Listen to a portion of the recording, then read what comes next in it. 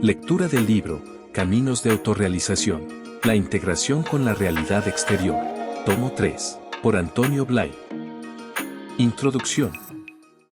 Empezamos el tercer tomo que trata sobre la autorrealización. Esta obra versa sobre la integración con la realidad exterior. Como introducción daremos unas nociones preliminares. Recordemos, en primer lugar, que hemos explicado que existen tres tipos de realización principal. Tipos de realización. Realización central o búsqueda del yo, de la realidad vivida en mí en tanto que sujeto. La realización vertical o integración con Dios, o sea la realidad vivida en tanto que trascendente.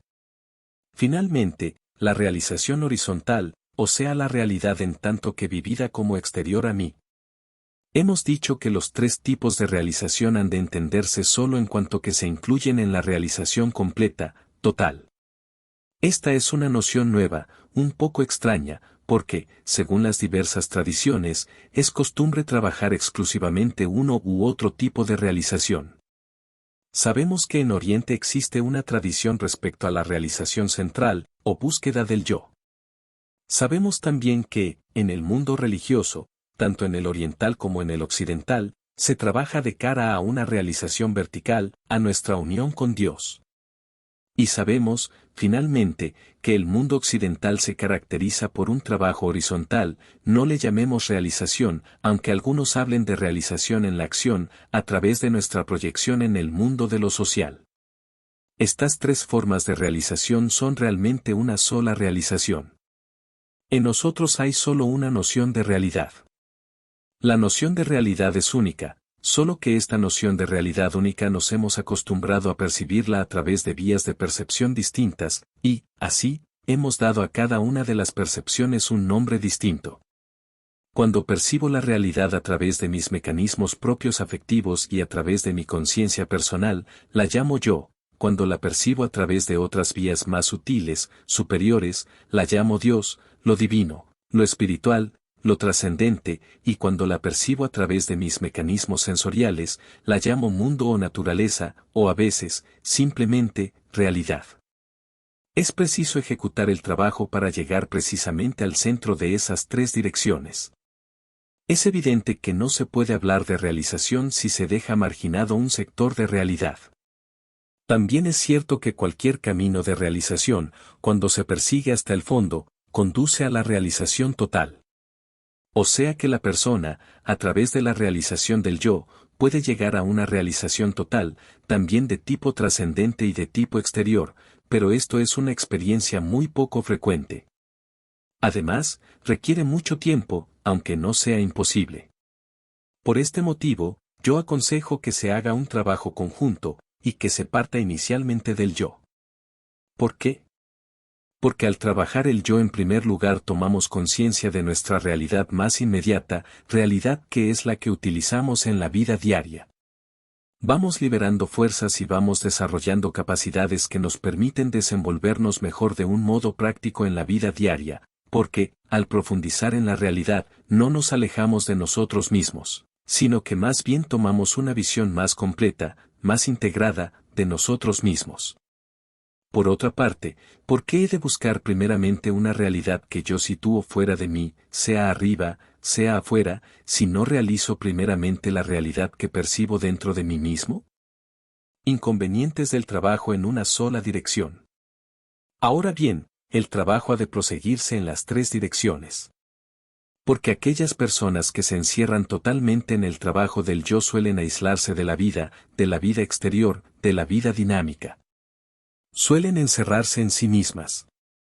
Y esto puede tener grandes inconvenientes prácticos, aunque al final conduzca a la realización total. Durante el camino, y este camino puede durar muchos años, la persona va quedando cada vez más alejada de todo, en tanto que, por otra parte, se ve obligada a proseguir su trabajo de existencia humana, de convivencia.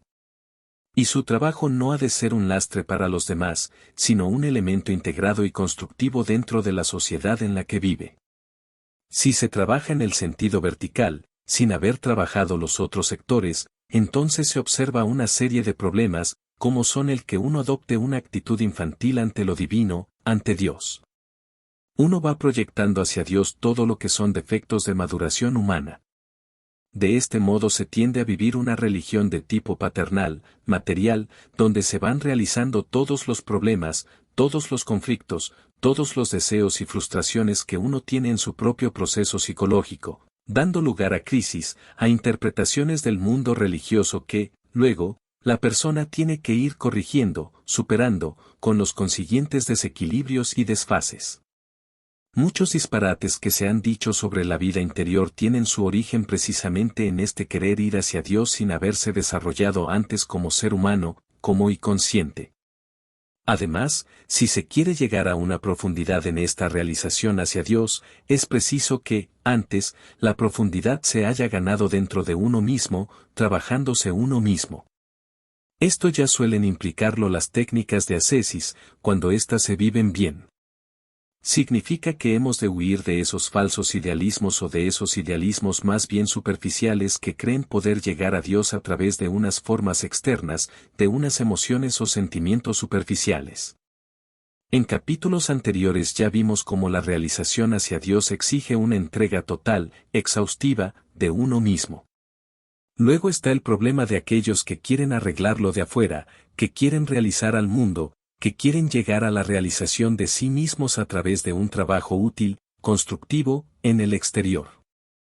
Esto, ya lo veremos luego, es muy loable, pero también aquí resulta evidente que la persona que se lanza hacia el exterior para arreglar los problemas individuales o sociales, si no ha alcanzado una madurez humana, una profundidad de conciencia de sí mismo, si no ha superado esas capas infantiles de sí mismo, proyectará inevitablemente sus problemas, sus tendencias, aquellas cosas inacabadas, deseos y frustraciones, en su acción exterior.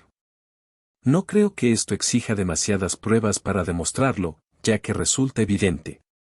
Desde hace muchos años, estamos asistiendo a una verdadera fiebre de querer arreglar las cosas, de querer corregir los defectos que, en verdad, puedan existir en los diversos órdenes de la vida. Sin embargo, vemos cómo el problema no se arregla cambiando regímenes políticos, económicos, sociales o educativos, porque el problema es principalmente un problema de personas. Y aunque una estructura, en sí, fuera más aconsejable que otra, fuera más amplia, más libre, más lo que sea, el conjunto no funcionará en la medida en que las personas no funcionan, porque siempre son las personas las que hacen funcionar a las cosas. Por lo tanto, en la medida que las personas sigan siendo personas inmaduras en este sentido de realización interior, su proyección, su trabajo exterior, siempre será inmaduro. Vemos repetirse los mismos problemas bajo todas las latitudes y bajo distintas denominaciones políticas, económicas y sociales. Son básicamente los mismos problemas. ¿Significa esto que la persona no ha de hacer nada en el mundo exterior? Ni mucho menos. Ya veremos cómo la persona, en todo momento, ha de trabajar y ha de vivir con gran sentido de la responsabilidad hacia su mundo exterior. Pero lo ha de vivir adecuadamente, sin olvidar que su eficacia en este mundo exterior depende de su madurez como individuo. Y, por lo tanto, dando una prioridad en importancia, no precisamente en tiempo, a su trabajo personal, a su maduración personal, que puede hacer incluso dentro de su trabajo social. No se crea que todo consiste en cambiar las cosas, en hacer que los reglamentos o las estructuras sean distintas, para conseguir que esto solucione los problemas. Los problemas son básicamente humanos. Las cosas solo cambiarán en la medida en que cambien los seres humanos. Si queremos ayudar a las personas, cambiemos nosotros, y entonces sí que se producirá inevitablemente una ayuda. Ayudaremos en la medida en que nosotros maduremos como seres humanos, jamás podremos ayudar más allá de esta medida. Importancia del exterior. Bien. En los ciclos anteriores, estuvimos hablando de la importancia del yo y la importancia de lo trascendente. Ahora nos toca fijar en qué sentido consideramos que lo exterior es importante. Muchas personas pueden pensar que esto es inútil, porque es evidente que lo exterior es importante. Pero, aquí, lo miramos desde el ángulo de la realización, de la búsqueda de la verdad y de la realización interna de lo que es real. Es desde este ángulo que miramos ahora la importancia del exterior. A partir de este ángulo, podemos ver que lo exterior es importante, en primer lugar, porque es una parte esencial de nuestra noción de realidad. En mí hay una noción de realidad que yo atribuyo a eso que llamo exterior. Solo por este motivo, lo exterior es importante, es tan fundamental como cualquiera de los otros sectores. En segundo lugar, porque lo que llamo exterior es el medio por el cual y a través del cual se forma, evoluciona y se expresa mi personalidad.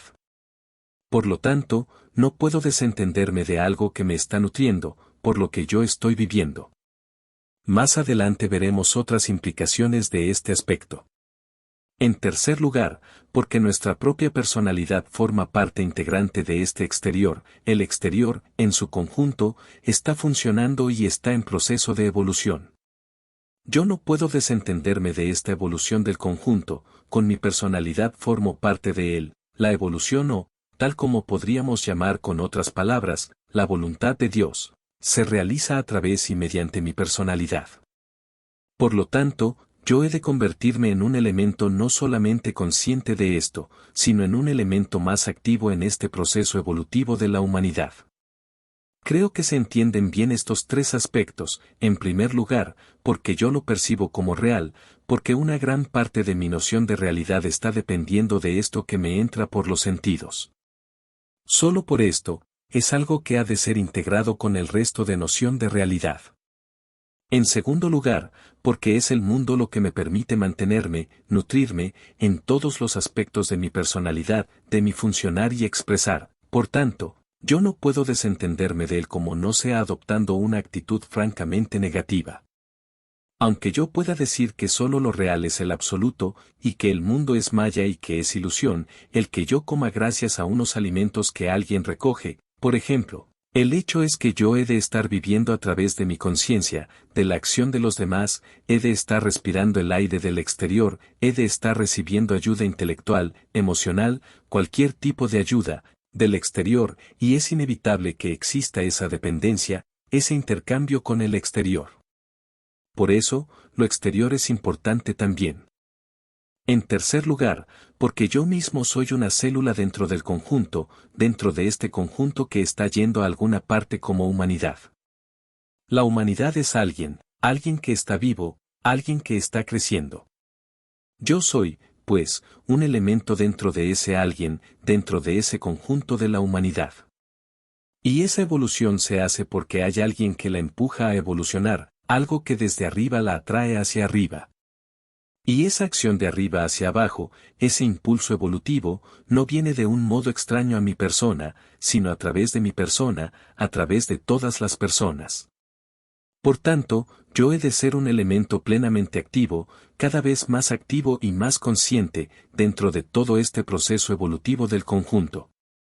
No puedo retirarme, no puedo retraerme como si yo no formara parte de ese organismo viviente que está evolucionando.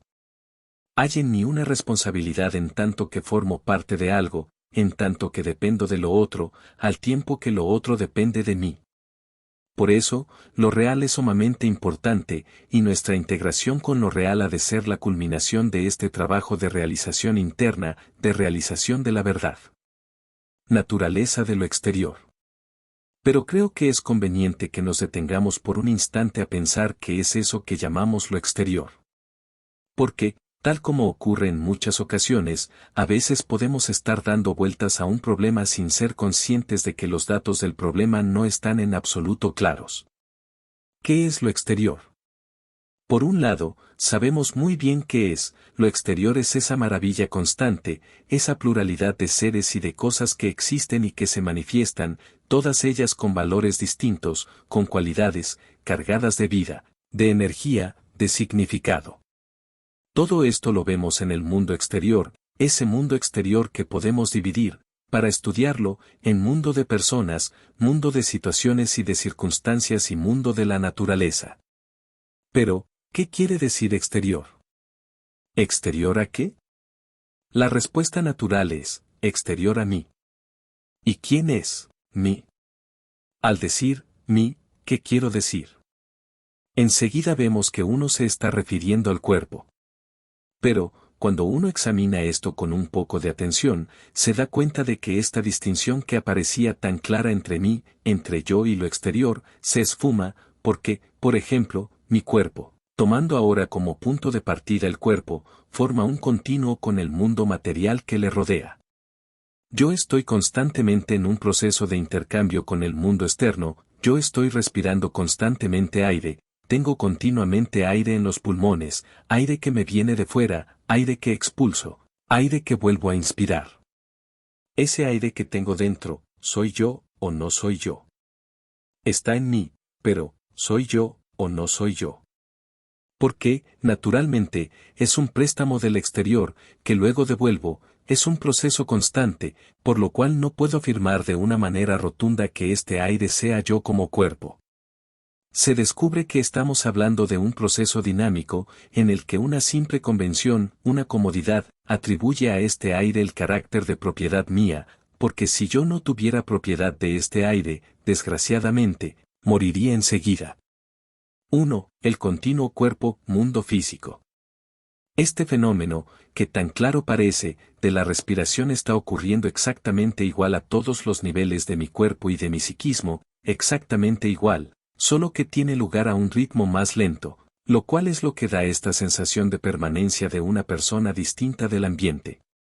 Pero, miremos qué es nuestro cuerpo, de dónde ha venido nuestro cuerpo, del alimento que comemos. Todo, absolutamente toda la materialidad que hay en mi cuerpo, ha venido del exterior, es lo que se ha ido fijando por asimilación del alimento procedente del exterior. Pero no solamente es esto, sino que también mi cuerpo está en proceso constante de intercambio, está todo el renovándose, hay constantemente un material que se está expulsando y otro que se está incorporando, que se está asimilando. Vemos entonces que, en el mundo, mi cuerpo no es otra cosa que una retención temporal dentro de un curso de vida material, pero que, en realidad, está en constante renovación. Es como si el mundo de la materia, de la substancia orgánica, de la bioquímica, todas las leyes, todos los mecanismos correspondientes fisiológicos, estuvieran permitiendo que tuviera lugar un proceso dinámico de energía física en mi interior durante un tiempo, para recuperarlo después.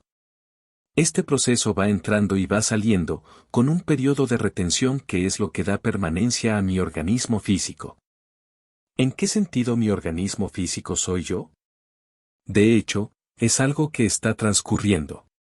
Yo digo que es interior porque yo me limito a mí mismo por el perímetro de mi piel, y todo lo que hay dentro de mi piel soy yo mientras que lo que está fuera es lo otro. Veremos que esto es también un artificio. Esta distinción, en tanto que depende de la percepción material de los sentidos, es una distinción práctica, y en este sentido está bien. Pero no responde a nada genuino. Mi personalidad, en cuanto en materia física, está en un trasvase constante, mi cuerpo siempre es otro, nunca es el mismo. Por lo tanto, decir que este cuerpo es mío es decir que lo otro es mío. Lo que nos engaña es la velocidad con que se produce esta renovación, velocidad que nos da la idea de una cosa quieta.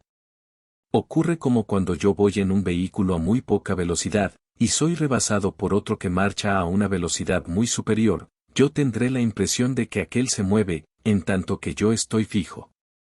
Simplemente es un problema de relación, de cambio, de velocidad. 2. El continuo afectividad, mundo astral. Si observo mi personalidad en los otros aspectos, veré que está ocurriendo exactamente lo mismo. Toda mi afectividad, todo mi mundo psíquico, se basa también en este movimiento. Ciertamente hay unas respuestas que se producen en mí, pero todos los sentimientos concretos que tengo con respecto a lo exterior, proceden precisamente de ese exterior. Yo miro algo con simpatía, veo a alguien con amor, y esto va provocando en mí una respuesta. Mi experiencia es la combinación de esta respuesta y el estímulo que me viene del exterior. Por tanto, en tanto que vivencia, que cualidad fundamental, surge de mí, pero en tanto que cualidad manifestada, es la medida en que se adquiere, en que se obtiene del exterior. Yo tengo una capacidad de amar, pero esta capacidad de amar se materializa en el momento en que yo amo a alguien. Entonces digo, yo amo, pero, al decir esto, me estoy refiriendo a las vivencias que tengo, siempre concretas, con respecto a alguien. Más ese alguien es algo que siempre me viene del exterior. Por lo tanto, podemos decir que mis experiencias están hechas de algo exterior como material y de algo interior como potencia, y que la experiencia es la combinación de ambas cosas, de lo interior y de lo exterior. Mi afectividad exige todo un proceso, yo necesito estar demostrando mi cordialidad, mi agradecimiento. Necesito también recibir sentimientos, afectos, cordialidad. Aquí se produce algo muy parecido a lo que ocurría con nuestro cuerpo, donde vimos que hay un intercambio constante con el exterior. En la medida en que yo me encuentro en un ambiente en el que no recibo absolutamente ningún afecto, yo muero por asfixia afectiva. Se ha comprobado que los niños que no tuvieron el necesario afecto en su infancia, que no tuvieron el mínimo afecto imprescindible, no pueden sobrevivir. Aquellos niños que recibieron mucho menos de afecto del necesario son seres orgánicamente más débiles y suelen enfermar con mayor frecuencia y morir en mayor número. ¿Por qué? Porque la afectividad es un alimento que recibimos, y si no lo recibimos no hay respuesta interior y no hay crecimiento. Exactamente como la falta de alimento físico nos impide crecer en nuestra vitalidad y no se produce fijación de sustancia orgánica, impidiendo, por tanto, el crecimiento de las células. Mi afectividad es un torrente de algo que está entrando de fuera, algo a lo que respondo desde dentro, pero que yo necesito estar expresando hacia afuera para que se vuelva a ver una reacción de fuera hacia mí, exactamente como en un proceso de respiración. Mi vida afectiva es ese respirar, ese expresar y ese recibir. ¿En qué medida puedo decir que un sentimiento, un afecto, un amor, es mío? ¿En qué medida puedo decir que es mío y en qué medida puedo decir que me es dado? No puedo separar lo que es mío de lo que me es dado, porque una cosa sin la otra no existiría. Es como si el mundo se estuviera introduciendo constantemente dentro de mí y me estuviera renovando. El mundo está circulando dentro de mí, yo reacciono ante esto. Hay algo en mí que reacciona ante esto y retiene algo de este mundo. Pero incluso esto que retiene sigue siendo también el proceso de transformación y de evolución al mundo.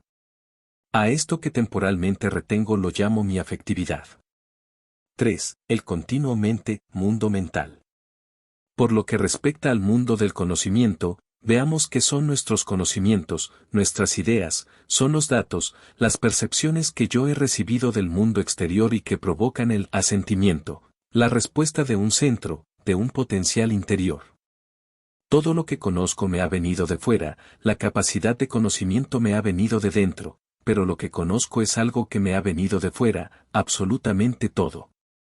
Y el conocimiento que yo comunico es algo que yo devuelvo, debidamente manufacturado, al exterior, para que el exterior me proporcione nuevamente otra información, otros datos. Si se observa bien, se verá que es un proceso de intercambio constante con el mundo exterior. ¿En qué medida una idea es mía? ¿Quién puede decir que tiene una idea suya? ¿Quién puede demostrar estar seguro de que una idea es de su propiedad? ¿Tenemos alguna idea que no nos haya venido de fuera, o que no haya sido producida por lo que ha venido de fuera? ¿Por qué estoy yo tan orgulloso de mis ideas, de la propiedad de estas ideas? Examinándolo bien, veremos que toda mi personalidad es un fluir a través de algo que, por comodidad, yo llamo mío. De hecho, todo es un fluir de fenómenos, de existencias, de procesos. Y dentro de este proceso hay algo, una zona en la que mi mente está fijada, está identificada. A esta zona la llamo yo, mi personalidad, y lo que está fuera de ella lo identifico como el exterior. Esta identificación, este confundirme yo con una zona de experiencias, es puramente funcional. Se comprueba que es funcional, porque, precisamente en la medida en que la persona va madurando, se va desidentificando y va cambiando por completo la noción que tiene de sí mismo. Lo que antes creía que era yo y mío, lo que antes vivía como sujeto, cada vez lo vivo más como objeto. Esto lo vemos en los niños, que tanto se identifican con sus juguetes, hasta el punto de que, si alguien los toca sin su permiso, ello les produce un gran trastorno, aquello es mío, hay una identificación. Es el mundo de su posesión y lo viven como si fuera su propia realidad personal. Pero no es necesario ir a buscar a los niños. Los mayores tenemos nuestros propios juguetes, el coche, por ejemplo. Que alguien se atreva a hacernos una pequeña raya en la carrocería y nos sentimos heridos hasta el fondo. En el trabajo, cada uno tiene su propia zona delimitada. Si alguien se atreve a disminuir nuestra zona de trabajo, la persona se siente invadida. Vemos que todo depende de este concepto de identificación. En cierto momento, vivo mis vestidos como si fuera yo, por lo que, si alguien me ensucia las ropas que llevo puestas, yo me enfado como si yo hubiera sido el ensuciado. Cuando la persona va aprendiendo a ser más consciente de sí misma, va descubriendo estos procesos, va descubriendo que ella no es el cuerpo, que ella no es las emociones agradables o desagradables que surgen en un momento dado, y que ni siquiera es las ideas buenas o malas que pueda tener. Todo eso es un proceso que está en constante transformación, un proceso del que yo voy aprendiendo a ser testigo. Esta frontera va cambiando, y cada vez mi noción de yo va retrayéndose más, acercándose más al centro y liberando la periferia. Llega un momento en que uno se da cuenta en que la distinción entre exterior e interior es una distinción completamente relativa que depende del nivel de funcionamiento de la conciencia, que no se basa en ninguna realidad intrínseca, sino en mi modo de ser consciente, en mi modo de querer, en mi modo de atribuir un valor u otro. A una persona podrán decirle que se ha equivocado en su razonamiento, en su trabajo, y esto puede vivirlo, como una lesión tremenda. Sabemos muy bien que algunas personas, al ser heridas en su prestigio, tienen una gran dificultad para seguir viviendo. ¿Por qué? Porque confunden su yo, su realidad, con la idea que tienen de cómo deberían ser, con la idea de cómo los demás deberían valorarles. Lo que yo llamo mi personalidad, lo que llamo interior, solamente depende de la zona que abarque mi campo de identificación mental. Lo que está fuera de este campo lo llamo otro, exterior, lo que está dentro lo llamo yo. Y no se establece otra distinción. Pero cuando la persona llega a esta realización profunda descubre que no hay ni interior ni exterior, que todo es exterior e interior al mismo tiempo, y que esa distinción era simplemente la medida de un desarrollo de su conciencia. Digo esto para que no creamos que estamos ahora tratando de una realidad muy sólida, hablamos de exterior porque así lo solemos vivir, y hemos de entender que hablamos de ese aspecto relativo. Cuando se vive la cosa en profundidad, esa distinción entre exterior e interior no se sostiene. El problema fundamental. El problema fundamental está en que yo percibo algo a través de mis sentidos. Como yo no vivo mi propia realidad allí donde esa realidad es, pero como en mí hay esa demanda de llegar a vivir esa realidad, necesito entonces atribuir dicha realidad a lo que percibo. Proyecto mi intuición de realidad en lo que percibo, y esto es lo que da esa valoración real de lo exterior.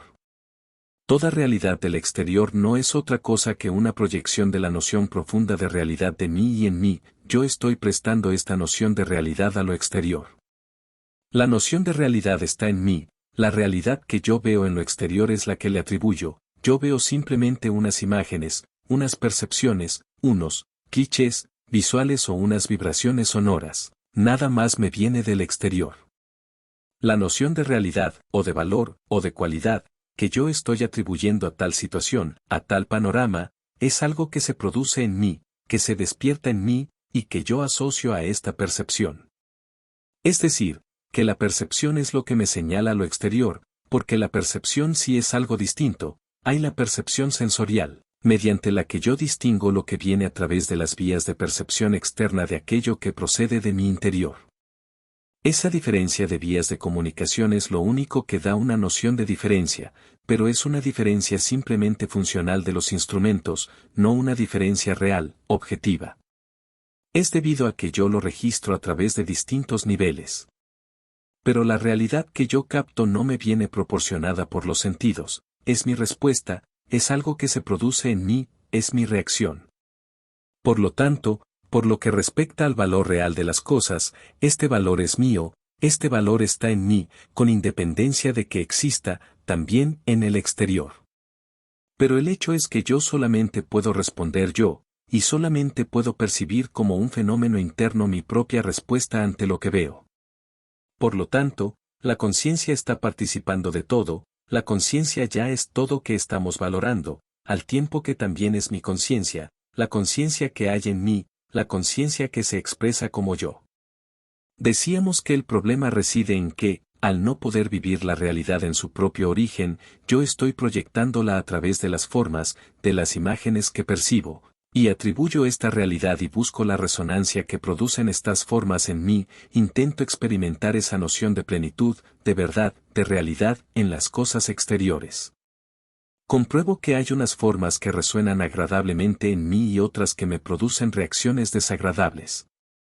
Estas reacciones son reacciones mías, personales, según mi tónica mental, según mi tónica afectiva, según la marcha de los deseos que haya en mí. Hay unas cosas que van a favor mío, y esto para mí es agradable, otras que me parecen que van en contra, y esto para mí es desagradable. Entonces yo trato de seleccionar de entre ese mundo de percepciones, de entre ese mundo de objetos y de estímulos, aquellos que me producen resonancia agradable, y me digo, esto es lo bueno, y le atribuyo un valor, porque estoy intentando vivir a través de mi resonancia emotiva personal este valor impersonal que está pugnando por expresarse en mí, valor por el que yo siento una añoranza. A través de una verdad de mi mente concreta intento vivir la verdad total, de la que hay una intuición en mí. De este modo, nos estamos crispando en un mundo de fenómenos personales, de los que yo intento que sobreviva solamente uno, que permanezca solo uno, que los demás no existan, que estén separados, porque éste me produce una resonancia agradable, y los otros, desagradables. Quiero realizar lo impersonal en mi personalidad, quiero realizar lo eterno y lo inmutable en mi temporalidad y en mi devenir, quiero eternizar mi momento de afirmación personal, quiero inmovilizar mi movimiento positivo y el movimiento agradable que me producen las cosas. He de aprender a vivir directamente mi realidad, mi verdad, mi ser, mi felicidad. Hasta que yo no viva esto allí donde está, y de donde surge, yo estaré constantemente atribuyendo al exterior, buscando en el exterior, para este fin de afirmación personal. Entonces me sentiré incapacitado totalmente para conocer de veras, para comprender de veras y para actuar de un modo correcto respecto a todo lo exterior. Hasta que yo no pueda vivir los valores allí donde están, en mi propia fuente, en mí mismo, estaré trastocándolo todo, estaré distorsionándolo todo. Enfoque de este volumen. Naturalmente este es el presupuesto. Pero, es necesario que yo haya hecho un grado de trabajo en mí mismo, para que no se produzca esta tendencia automática, esta mecánica de proyección, de identificación hacia lo otro y hacia los otros. Mientras tanto, mientras no haya llegado a esa plena realización de mí, se plantean esas preguntas: ¿en qué medida puede lo exterior ayudarme a esa realización? ¿En qué medida puedo yo ser ayuda para esta realización en algunas otras personas? ¿En qué medida mi progresiva realización modificará mi conducta en lo exterior y de qué modo podrá influir esto en la marcha de los demás? Estas son las tres cuestiones fundamentales que hemos de tratar de desarrollar en los próximos capítulos. ¿En qué medida lo otro puede ayudarme en mi realización? ¿En qué medida yo puedo ser ayuda para la realización del otro y en qué medida esta realización que vaya consiguiendo en mí fecundará mi capacidad de acción y de visión, de manera que esto pueda redundar en una acción correcta, en una visión justa, en una eficiencia práctica en el manejo del mundo de los demás? Esto es lo que trataremos en esta obra. Preguntas. ¿La realización vertical, a través de lo trascendente, no es ya suficiente para que uno viva integrado con el mundo? Respuesta. No. No es suficiente. Veremos que, para que uno vaya integrado con el mundo, no basta con que yo exprese un amor, por muy elevado que sea éste, por muy elevada que sea su fuente, no basta con que yo exprese una buena voluntad, una energía. Es absolutamente necesario que yo esté integrado.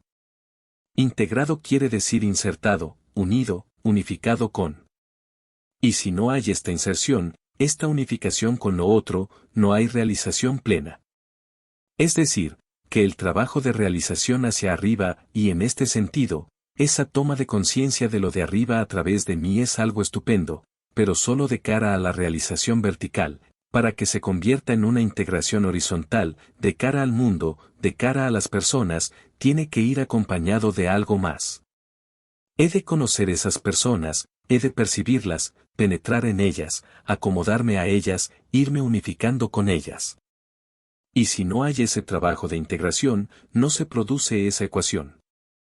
Lo que ocurre es que, a la larga, ese trabajo de entrega a Dios va produciendo en mí un interés mayor para los demás y, por tanto, un deseo de comprenderlos, de ayudarlos, un deseo de actuar. Y esto me va obligando a una toma de conciencia más realista. Pero esto puede venir solo después de muchos años de trabajo de contacto con lo trascendente, y, mientras tanto, necesitamos hacer un trabajo concreto, ser alguien lo más útil posible, en un sentido u otro, en el mundo. Para conseguir esto último, se necesita una percepción muy concreta y una acción muy precisa, que no han de estar separados de lo otro. Lo otro es estupendo, pero por sí solo no basta. Si, por ejemplo, a un niño se le ha dado una afectividad equivocada, no adecuada con su época, debido quizás a una gran diferencia de edad con sus padres, ¿qué ocurre? Respuesta. El defecto del amar no depende de la edad, depende de la inmadurez de la persona, de la inmadurez interna.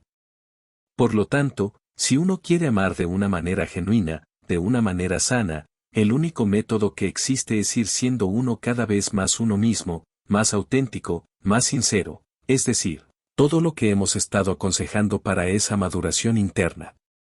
Un niño, según lo que haya recibido de sus padres, puede ser rico, puede ser pobre, en cantidad. El problema se produce cuando uno está funcionando de una manera mecánica. Cuando uno toma la iniciativa de actuar, cuando quiere actuar por sí mismo, de un modo autodeterminado, no en virtud de lo que se le dice, de lo que se le ha enseñado, que esta es la ley del mecanicismo, el círculo cerrado, es decir, cuando uno toma conciencia de que es capaz de actuar por sí mismo, es cuando aparece esta capacidad de amar genuinamente, cualquiera que haya sido la circunstancia que uno haya vivido en su infancia.